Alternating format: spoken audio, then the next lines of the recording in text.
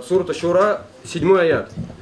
Аллах Та'аля говорит: «Вакязалика аухайна илейка Кур'анан арабиян». Мы также внушили тебе Коран арабиян, на арабском языке. И вот сейчас по частям попробуем вот это разобрать с исторической точки зрения, с точки зрения значения и смысла, которые для нас несут эти слова. Первое, это Аллах Та'аля говорит: «Вакязалика», таким же образом. Имеется в виду здесь из контекста, что таким же образом, о Мухаммад, так же, как мы не спаслали другим пророкам откровения, мы не спаслали тебе божественное откровение. Что имеется в виду? Говорят же, ислам самая молодая религия. Согласны? Да. А я не согласен. Почему не согласны? Что такое ислам? Та же религия. Ислам это религия. Единобожие. Понятно, что единобожие. Но что так, как переводится слово ислам? Покорность. Покорность. Мусульманин означает покорный. Первый пророк кто был? Адам. Он был покорный. Да. Он был мусульманином. Ибрагим, Авраам был мусульманином. Моисей был мусульманином. Иисус, Иса алейхиссалям, был мусульманином. Бог, который всех нас сотворил и который им не спосылал откровения, Он один, правильно? По-арабски Аллах говорят его. Так же? Хорошо. Адам был мусульманином, Аллах ему не спосылал откровения. Моисей был мусульманином, Аллах не спаслал ему откровения. Иисус был мусульманином, Аллах ему не спаслал откровения. Последним пророком Аллаха Та'аля это был пророк Мухаммад, саллиллаху алейхи вассалям. И ему было ниспослано последнее божественное откровение. И Аллах Та'аля говорит: «Вакязалика», таким же образом, как и другим пророкам, точно так же, как и им, Бог не спосылал откровения. Он не спаслал тебе откровения. Аухайна илейка, мы внушили тебе. Очень такой важный момент. Аллах Та'аля говорит: мы внушили тебе, мы не спаслали тебе откровения. Вот эти слова, в них очень большой смысл есть. Что вы чувствуете в этих словах? Когда Аллах Та'аля говорит, так же, как и предыдущим пророкам, мы не спаслали тебе откровения. Что это значит? Какой смысл дает? Это же речь Аллаха. Это речь Аллаха. Смотрите, если задумаемся, у нас иногда на протяжении нашей жизни возникает вопрос: а зачем я живу? В чем смысл моей жизни? Наше естество такое, что мы задаемся, человек разумный, задается вопросом: а зачем я пришел в этот мир? Вот я прожил, например, 40 с чем-то лет, 50 лет кто-то, 60 лет. А что дальше? Рано или поздно богатство, которое я собрал, оно закончится. Я его с собой в могилу не заберу. Мои дети, они погорюют после того, как я умру. Давайте так немножко печально затронем, но это реальность наша. А что потом будет? Что дальше? И человек задается вопросом: для чего я в этот мир пришел? В чем смысл жизни? Откуда весь это мироздание взялось и появилось? Неужто нету какого-то разумного замысла во всем этом? Неужто это все результат такой вот случайности? Аллах Та'аля говорит в Коране: «Афахасибтум аннама халакнакум абасан, ва аннакум илейна ля турджаун». Неужто вы считаете, что мы вас сотворили абасан? Что мы вас сотворили абасан, так вот играясь, балуясь, без какой-либо цели? Вот неужто вы считаете, что Творец всего сущего нас сотворил просто так, без цели? «Ваннакум илейна ля турджаун». И что вы не будете возвращены к нам? Что мы не вернемся к Аллаху Та'аля и не будем спрошены, как мы прожили эту жизнь? Выполняли ли мы те цели, те задачи, которые нам были поставлены? И вот здесь вот вопрос: а откуда мы можем узнать? Какая цель? Какой смысл нашего сотворения? Что от нас требуется делать для того, чтобы мы предстали перед нашим Творцом, и Он был нами доволен? Чтобы после этой жизни для нас началась новая жизнь, еще более счастливая, лучшая жизнь, чем та жизнь, которая в этом мире. Жизнь, в которой уже не будет никаких болезней, не будет лишений. Жизнь, которая будет переполнена счастьем. И как избежать нам мучений вечных? Где найти ответ на это? Мы можем философствовать сколько угодно. Мы можем философствовать, додумывать пытаться. Но все равно это будут философские заключения определенных людей. Это будут домыслы людей, творений. Как некоторые, знаете, одни говорят: жить ради детей. Другие говорят: жить ради Родины. Третьи говорят: жить для того, чтобы развиваться. Ну сколько ты не развивайся физически, все равно 60, 70, 80 лет, даже если ты сохранять здоровье будешь, оно все равно будет теряться. Для чего тогда? Некоторые говорят даже, вообще не надо думать об этом. Просто живи, ни о чем не задумывайся. Но человеческая потребность, естество его, оно требует, чтобы узнать, а вообще, для чего я в этом мире существую. Так вот, Аллах Та'аля говорит, «Вакязалике», так же, как и другим пророкам. «Аухайна илейке», мы не спаслали тебе. Когда это говорилось, Коран был ниспослан, в котором есть руководство для людей. Это ниспослание не человеческие мысли, не мысли мудрецов. Это откровение от Творца Всего Сущего. От того, кто сотворил весь этот мир. Тот, кто нас сотворил. И Он нам объясняет в этой книге, что мы должны делать в этом мире, чтобы преуспеть в обоих мирах. Для чего мы сотворены? В чем действительно счастье? Кто действительно является преуспевшим человеком? Это все нам объясняет наш Творец в этой книге. И другой очень важный момент. То, что когда Аллах Та'аля говорит, мы внушили тебе. Иногда говорят, а Рамадан месяц перенесите на зиму. Есть такие варианты, да? Не слышали? Нет. А может человек взять и перенести пост месяца Рамадан и сказать, в декабре его давайте делать? Рамадан нет, пост можно. Это дополнительный, но не пост месяц Рамадан. Почему не можем это? Потому что наша религия, источником ее является Бог. Наша религия, источником ее является Творец Всего Сущего, не человек. И это отличительная особенность ислама. Именно она не подвержена изменению со стороны людей. И даже то, что исламские богословы есть, в конечном итоге, их все ичтихадаты, их старания, это именно попытка понять то, что было, и структурировать то, что было ниспослано Творцом Всего Сущего. Мы от себя религию не придумываем. И это очень важно. Аллах Та'аля говорит, «Вакязалике», так же, как и другим пророкам, тебе, о Мухаммад, «Аухайна илейке», мы внушили тебе, не спаслали откровение. Что это за откровение? Коран. А вот что такое Коран? Это на самом деле величайшая милость. Книги, божественное писание иудеев, христиан. Какие это? Что за книги? Таурат, Инжиль, да, Тора, Евангелие. А они сохранились? Нет, они изменились. В полной мере не сохранились они.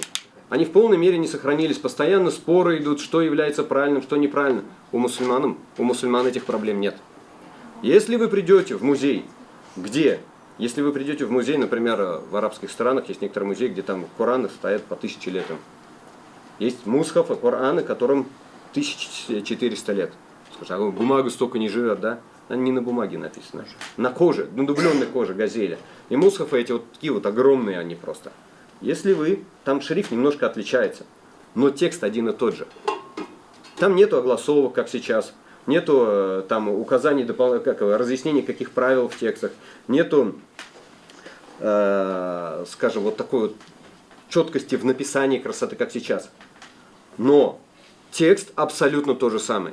Вы откроете сурат Аль-Фатиха, в музей придете, если в какой-то арабской стране, или же в Мекке, в Медине, кто в хаджи, в умру был.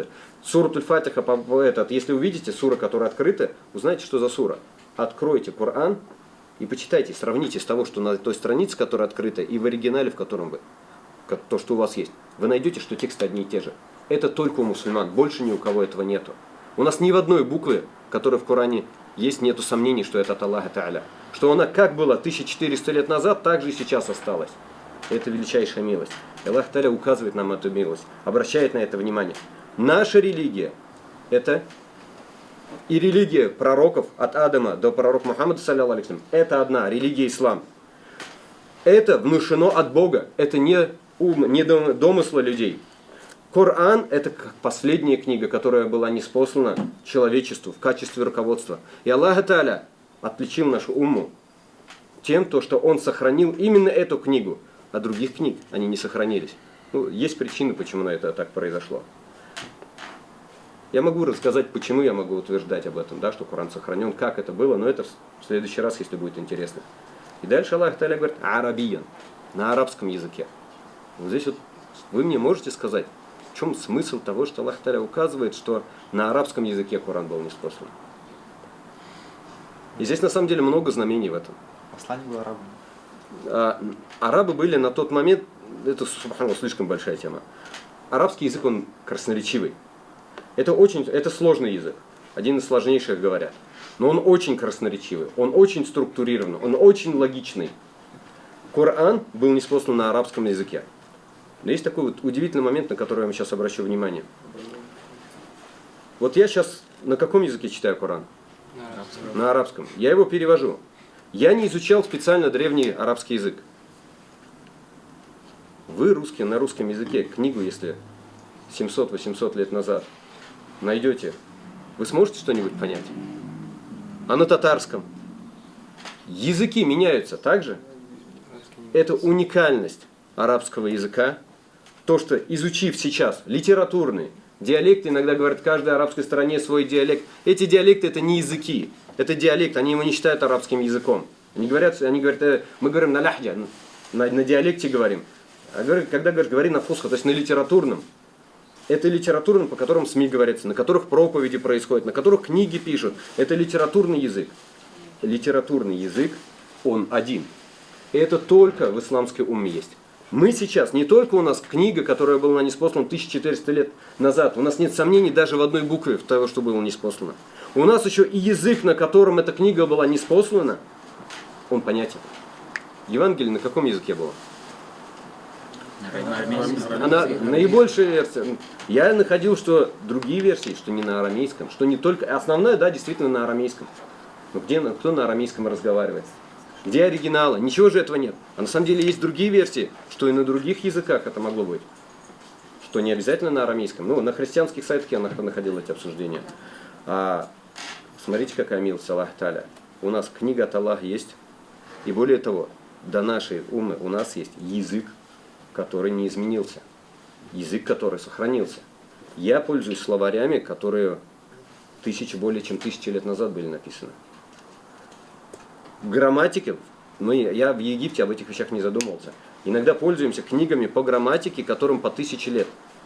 Вы себе можете представить, чтобы в каком-либо другом языке, чтобы к учебнику какого-нибудь русского языка взяли 200 лет назад, что-нибудь нашли, открыли и на это ссылались бы? Такого невозможно. Кроме как в арабском языке. Это на самом деле чудо. И Аллах Та'аля говорит, «Вакязалике», таким же образом, как и другим пророкам, мы внушили тебе откровение, что в качестве откровения, Коран, арабиян, на арабском языке. Это выделено мы этим. Для чего? Какова цель была внушения? «Литунзира уммаль кура», для того, чтобы ты предостерегал уммаль кура, жителей Мекки. Уммаль кура это Мекка. Жителей Мекки. «Уаман хауляха», и кто вокруг нее, то есть жителей всех остальных поселений. Чтобы ты предостерегал. Предостерегал в значении, что идет в слове предостерегал?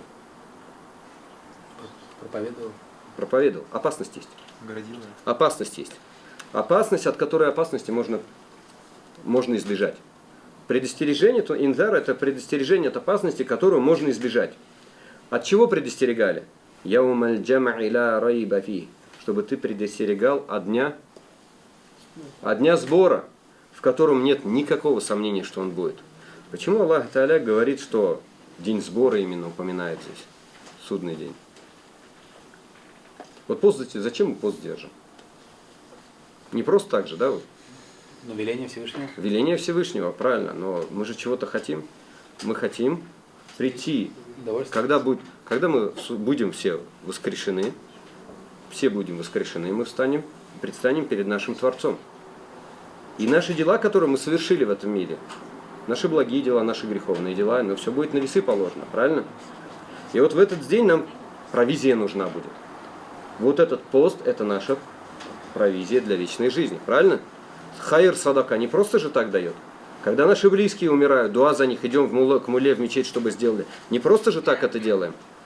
То есть мы хотим, чтобы их положение облегчено было. То же самое, когда мы пост месяц Рамадан держим, когда там намаз делаем, садака отдаем, что-то вот благое делаем, мы желаем от Аллаха Та'аля, чтобы нам это зачлось в том мире. Мы приближаемся к нашему Творцу таким образом. Но что за Аллах Та'аля упоминает здесь? Для того, чтобы ты предостерегал людей от дня сбора, когда все люди будут собраны. Нет в этом дне никакого сомнения. Потому что понимание того, что мы предстанем перед нашим Творцом и будет суд, это то, что заставляет меня меняться. То, что заставляет меня отказаться от каких-то своих страстей и желаний. Если у меня есть возможность, скажем так, вот плохо то, что лежит, обычно воруют. Так же? Ну, в России говорят же, все, что плохо лежит, там взять, утащить.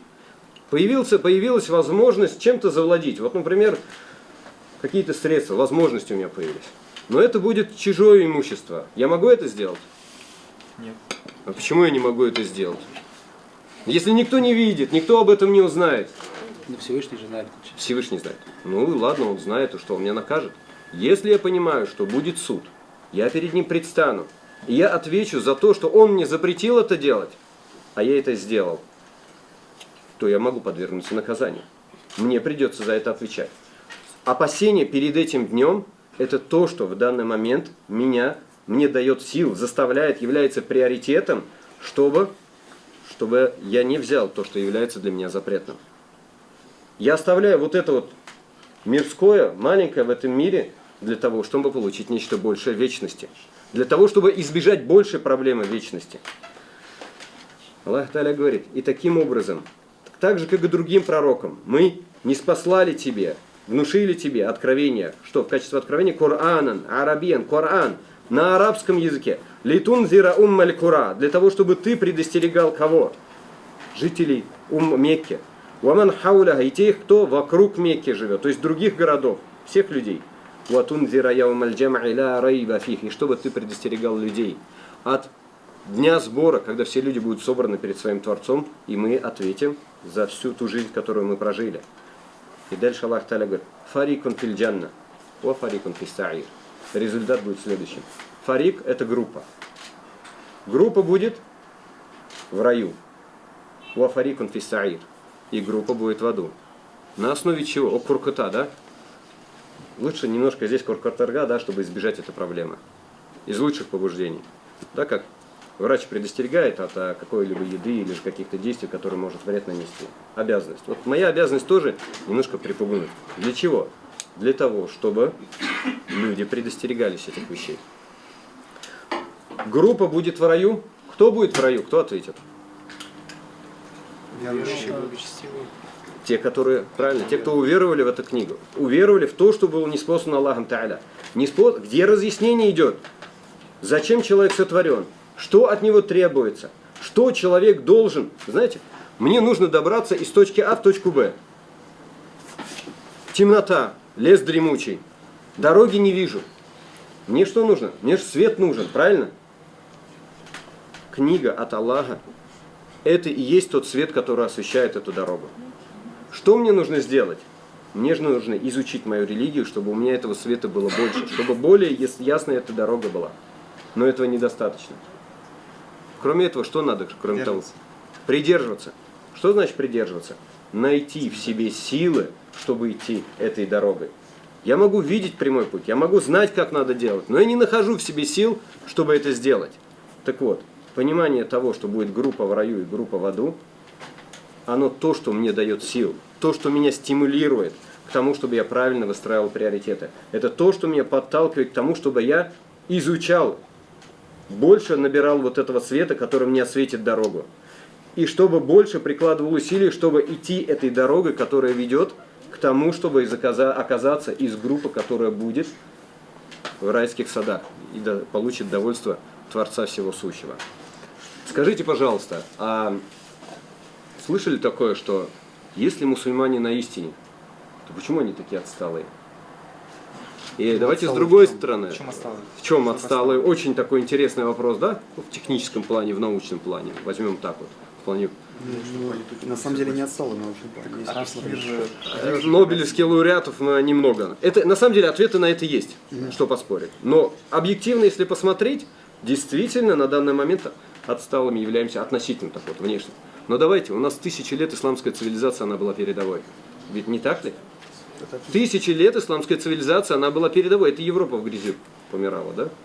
А исламская цивилизация, она была передовой. Почему это выбрасывается из истории?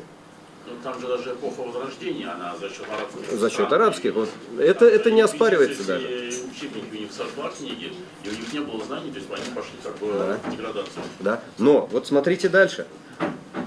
Значит, это один вопрос. Ну хорошо, предположим даже. Давайте так. У нас есть, представим, есть академик, скажем, Нобелевский лауреат какой-нибудь. Живет где-нибудь в Англии. Я не знаю, он там может быть профессором в области там, химии, физики, знает, как работает международная банковская, как работает банковская система. Такой уникальный, гениальный человек. И есть какой-нибудь в Мавритании, какой-нибудь бедуин, у которого даже мобильного телефона нету. Он там самолет видит, что что-то в небе летает. Вот что вот этот бедуин может дать этому академику и профессору? Бедуин мусульманин, академик-профессор, он не знает, кто он. Что бедуин может дать этому академику-профессору? Верный путь имеете в виду? Верный путь. Давайте так. Он знает, чему он идет. На самом деле более глобальный есть вопрос, он проще это. Бедуин Да, знает, этому... чему он идет. Что? Бедуин, скорее всего, знает, чего он, к чему следует в этой жизни и куда он Да. придет в конце. Смотрите, очень часто вот этого академика-профессора, приходилось с некоторыми разговаривать. Философия. Ни в чем не уверен. Он в сомнениях постоянно, ни в чем толком не уверен. Он не знает, зачем существует в этом мире. Есть на уровне предположения, которые всегда подвергаются определенным, но он ни в чем не уверен. И теперь представьте, вот этот бедуин, он не знает, зачем, что это такой самолет, не знает, как устроена банковская система. У него нету последнего айфона, нету премий каких-то научных исследований. Но этого бедуина, если ты спросишь, кто тебя сотворил, он скажет, меня сотворил Аллах, который сотворил весь этот мир. У этого профессора, у него точного ответа может не быть. Если спросишь, что от тебя требуется, зачем ты сотворен, он скажет, для того, чтобы поклоняться моему Творцу. Как поклоняться? Выполнять то, что он от меня приказал. Говорит, а смысл в этом мире? Смысл того, что дети умирают в этом мире, столько бед и несчастий. Этот бедуин скажет тебе, слушайте, вы странный человек. Этот мир испытаний. Полноценное воздаяние, жизнь настоящая, она начнется в том мире. А что будет после этого, после того, как человек умрет? Хоть странный скажет. Или в рай, или в ад человек будет отправлен. От чего это зависит? От того, как он прожил этот мир. Откуда ты это знаешь? Пророк Мухаммад, саллаллаху алейхи вассалям, пришел и нам об этом сообщил. У этого бедуина, у него четкие, понятные ответы вот в этих главных вопросах. Академик этот, профессор. Он, может быть, много что знает. Но этот академик и профессор, он не знает самого главного. Он не знает, кто его сотворил, зачем он пришел в этот мир, что от него требуется и что он должен делать для того, чтобы зайти в райские сады и избежать ада. Он этого главного не знает. А вот этот бедуин это знает. Да. Все же знают историю фараона и Мусы. Да. Фараон, когда Муса это пророк был, правильно? Да. Муса, алейхиссалям, он пришел к фараону и начал призывать его. И когда фараон не захотел отвечать на его призыв, и он что сделал? «Ванада фирауну фи каумихи». И вот фараон начал звать своих соплеменников, среди своих людей начал призывать их. И сказал им: «Я кауми, о народ мой, алейси ли мульку Мисра, разве мне не принадлежит власть Египта?» То есть он же царем, он себя Богом называл. Великий правитель, суперцивилизация, пирамиды, сфинксы. А я кауми, о народ мой, алейса ли мульку Мисра, разве мне не принадлежит царство Египта? Вахазихля ангару таджри мин тахти, а эти реки текут подо мной. Афаля тубсирун, разве вы не видите мое величие? Насколько я велик, мощь мою, развитый, продвинутый человек. Ам ана хайрун мин хаза аллази хуа махин, валя якаду юбин. Ам ана хайрун, не я ли лучше, или же этот человек? Махин, или же вот этот человек, который является ничтожным человеком. Мусыся, кто он? В ошмотьях пришел, обычный человек, никаких регалий нету, царства, власти нету, войска нет за ним. Не я ли лучше царь? Или же вот этот Махин, ничтожный человек, ля якяду юбин, который нормально изъясняться не может. У Мусы был дефект речи. А теперь вопрос, кто в действительности лучше перед Аллахом Тааля? Кто лучше? Муса лучше перед Аллахом, чем этот правитель, чем этот фараон. Несмотря на его развитость, продвинутость, на те пирамиды, которые они строили, Муса, который ничего это не владел, он лучше. И Аллах именно о нем благое поминание оставил, то, что это величайший пророк. А в адрес фараона только одни проклятия присутствуют. И холькирам, и хават, понимание того, что Коран был ниспослан не просто так. Коран был ниспослан как руководство и разъяснение для нас смысла нашей жизни. Зачем мы пришли в этот мир и что от нас требуется для того, чтобы зайти в райские сады и избежать наказания Аллаха Тааля. Поэтому мой призыв, как мы подчинились Аллаху в том, что держим пост в этот месяц, также и в остальных повелениях Аллаха Тааля постараться придерживаться. Субханакаллахумма бихамдик, ашхаду ан ла иляха илля Аллах, астагфирука ва атубу илейк.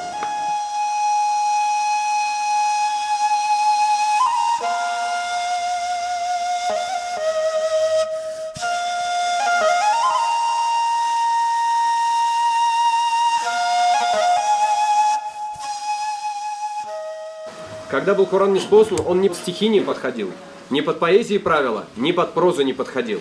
Он отличался.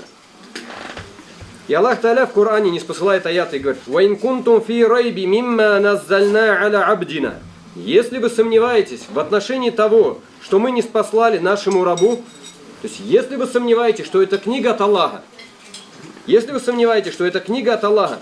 фату би суратим мим мислихи, придите с подобной тому, что в этом Коране одной сурой.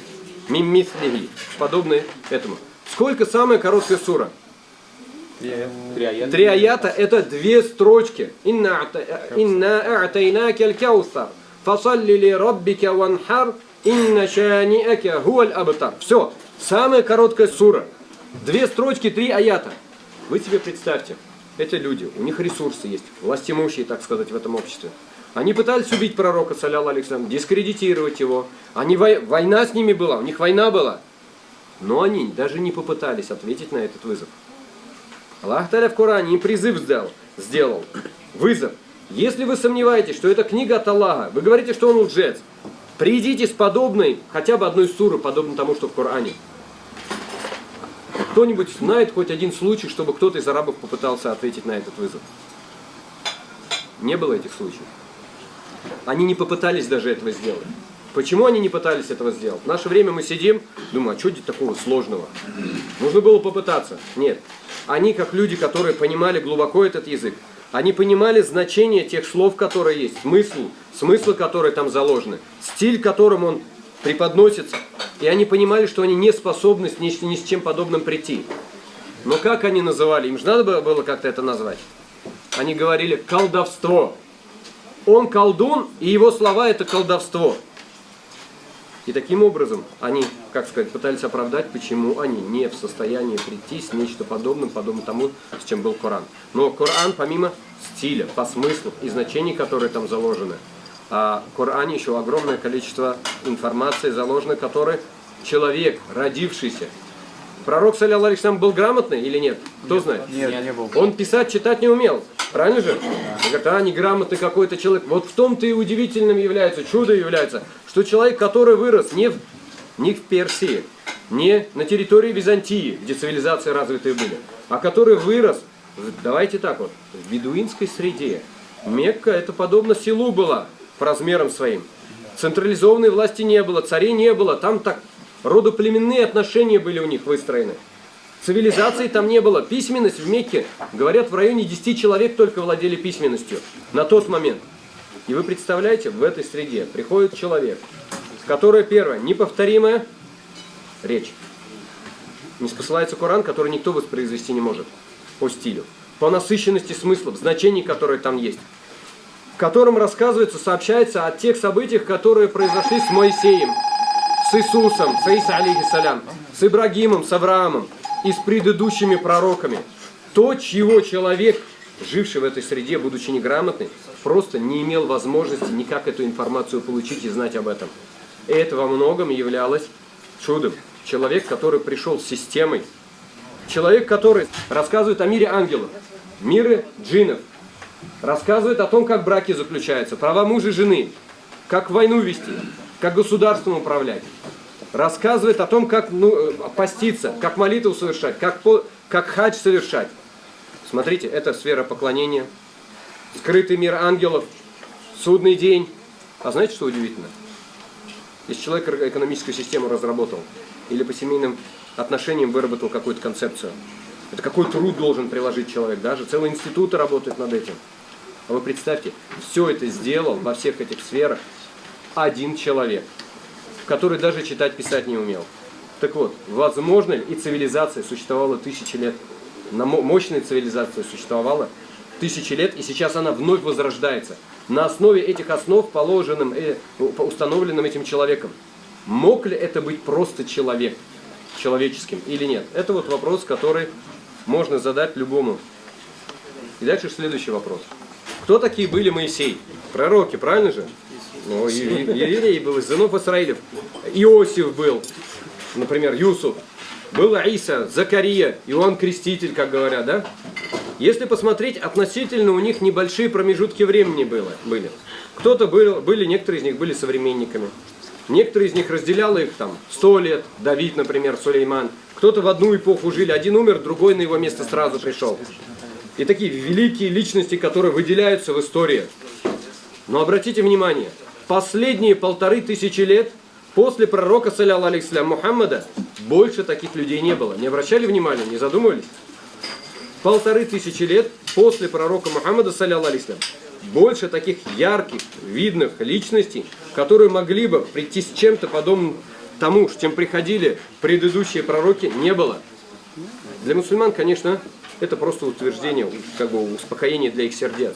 Но для людей неверующих или сомневающихся, это определенные, скажем, мысли, знамения, которые должны их натолкнуть на определенный ход мышления. И чтобы они себе, как сказать, задумались действительно, неверующие люди. А вдруг действительно Мухаммад является посланником Творца Всего Сущего? А вдруг Коран действительно является посланием Творца Всего Сущего, перед которым все мы предстанем? И что вот этот человек, Мухаммад, салляллаху алейхи ва саллям, был послан нам для того, чтобы разъяснить нам суть нашего бытия, нашего существования, что мы должны сделать и как нам прийти к довольству нашего Творца и избежать Его гнева. И, соответственно, принять необходимые меры или же действия. Знаете, иногда приходят вот люди, у нас бывали такие случаи, вот русский парень приходит в мечеть и говорит, вот я, говорит, ислам давно хочу принять, но я боюсь. Чего ты боишься? Вот я сейчас намаз должен буду читать, мне много вот привычек нехороших, от которых я не могу отказаться. Вот я сейчас приму ислам, и мне надо будет все это оставить. Какой ответ? Да. Ты изначально должен это оставить. Почему? Когда мы пришли в этот мир, я татарин, здесь все татары, да, я так понимаю? Ну, башкиры есть еще тоже. Нас кто-нибудь спрашивал, мы хотим ли быть татарами или нет? Меня не спрашивали. Мы хотим в этот мир прийти или нет? Нас не спрашивали. Мужчинами, женщинами хотим быть? Нас не спрашивали. В какой стране хотим родиться, на каком континенте, цвет кожи? Нас не спрашивали, правильно? В каком году хотим жить? Нас не спрашивали. Аллах за нас это решил, правильно? Он наш Господь. Мы что мы нуждаемся во сне, в еде, в питье, отдыхе, что в нас вложены эти свойства и качества, нас никто не спрашивал. Правильно? Аллах нас такими сотворил, по праву того, что Он Господь всех миров. И Он тот, который нам вменил в обязанность совершения молитвы. Он тот, который вменил нам в обязанность покориться, подчиниться Ему, быть мусульманами. Он нам запрещает, и Он нам что-то разрешает, как наш Творец. Так вот, и уверовал человек в это или нет, он не перестает быть творением Аллаха, и не перестает быть рабом Аллаха, и не перестает быть тем человеком, кто будет стоять перед своим Творцом в судный день. Вопрос в том, что кто-то скажет: «О мой Господь, я принял Твою религию, я уверовал в Твоего посланника, я уверовал в Твои Писания, я последовал за Твоими пророками». А кто-то скажет: «Я о чем-то другом думал». Я вам объясню сейчас. Да, давайте так, потому что в основе своей у мужчины, у него, как сказать, влияние на жену в большей степени, чем у женщины на мужчину. Важно для мусульман, вот для меня важно. Есть распределение ролей определенные, роли, которые выполняет мужчина. Как, знаете, говорят, есть ли в исламе справедливость равноправие между мужчиной и женщиной? Есть оно? Феминизм хотят в исламе. Нет, есть ли? Нет. Нету. Почему нет? Нет равноправия между мужчиной и женщиной. Почему его нету? Мы разные. Потому что они разные. У женщин прав больше в тех вопросах, которые больше соответствуют ее природе. У мужчины прав больше в тех вопросах, которые больше соответствуют его природе. Мужчина — это добытчик. Женщина — это хранительница домашнего очага. Это наше естество, это наша природа. Аллах Та'аля нам распределил роли в зависимости от нашей природы. Мужчина больше влияет на женщину, чем женщина на мужчину. Поэтому, чтобы сохранить религию, допускается мужчине жениться на женщине. Но есть условия. В мусульманской стране, где в случае смерти мужчины, государство гарантирует, чтобы дети были мусульманами, оставались. Я вам скажу, да, что в основе своей в немусульманских странах запрещается жениться на немусульманках. И вот такой вот секрет вам открою. Запрещается в немусульманских странах жениться на немусульманских. В чем причина? Из-за детей. Если мужчина, мусульманин, женился на, вот представьте, ну, на немусульманке. Что произойдет, если он умер? Какая религия будет у его детей? Матери. Религия матери будет, правильно? Государство не гарантирует, что он останется мусульманином. А что это значит для верующего человека, что его дети будут другой религии? За ним ничего не последовало. Нет, это больше. Это страх за детей, что они в ад попадут. Это страх для детей. Аллах, есть аят в Коране. Ма кяна Ибрахиму так. Ва ма ябтагhi гайра аль-ислами динан фаля юкбаля минху ва хуа фил ахирати миналь хасирин. Это убеждение мусульман. Кто какую-то другую религию, кроме ислама, желает, то она от него не будет принята, и он в вечной жизни будет из тех, кто потерпел убыток. Надо понять, Аллах Та'аля, Творец, Он послал Адама, послал Ноя, послал Иисуса, послал Мухаммада, саллаллаху алейхи ва саллям. Это пророки. Люди на протяжении веков искажали их религию. И каждый раз, когда религия подвергалась искажению, приходили пророки, которые обновляли, разъясняли ее. Как то искажение это проходило, когда приходил новый пророк. И люди, мусульмане, обязаны были подчиниться новому пророку. Последним пророком был пророк Мухаммад, саллаллаху алейхи ва саллям. И только его учение сохранилось. Только ему неспосланное откровение сохранилось до наших дней. Просто элементарно, еще раз. 1500 лет больше нет таких людей. Не появлялось. Получается, только из-за детей, да? Из-за детей, да. Но в книгах упоминается именно из-за детей. Я на этом вас больше утруждать не буду. Если вдруг у кого какие-то вопросы возникнут, если кто-то захочет намаз читать научить, наверное, кого-то намаз научить читать, объяснить, вопросы какие-то возникнут, я могу номер продиктовать свой. Звоните, пишите.